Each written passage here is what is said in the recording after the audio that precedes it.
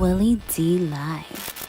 30. You got in at 30. You're Yep. 33 now, right? Yeah, I won the primary actually at 29. Yeah.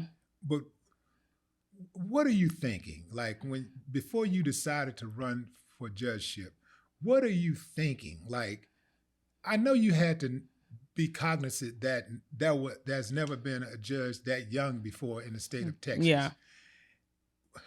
How did you even prepare for something like that, a moment like that? I was not thinking about my age. I did not think about it. I was kind of at a cross section where I was at the DA's office. And while I enjoyed the work and I did find it fulfilling, I knew that I was ready to transition to something different.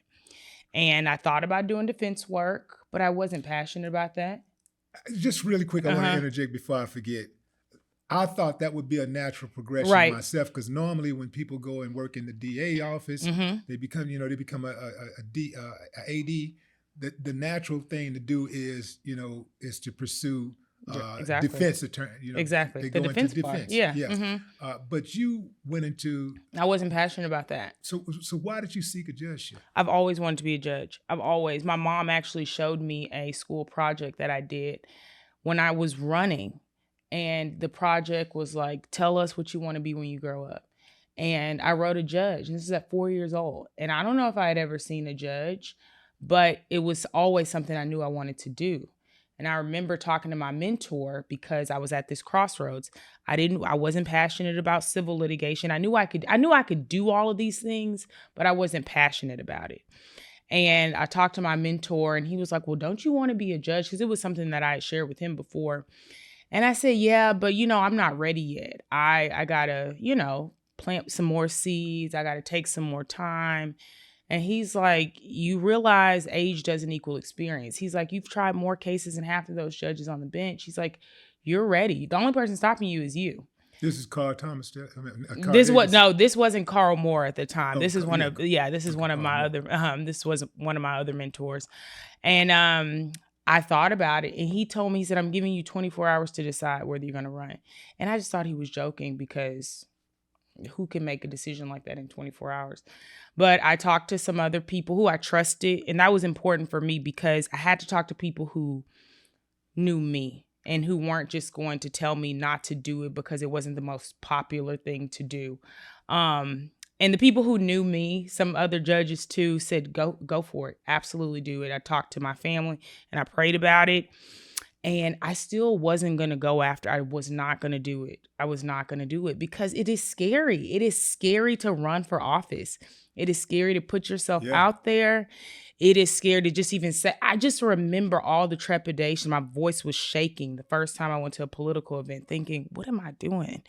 And, I was like, oh, no, I'm not going to do that. And then he called me the next day and he's like, are you doing this? And I said, well, I guess I'm doing it. And it was just, I didn't think about it. I just had to do it because if I thought about it, I probably would have quit.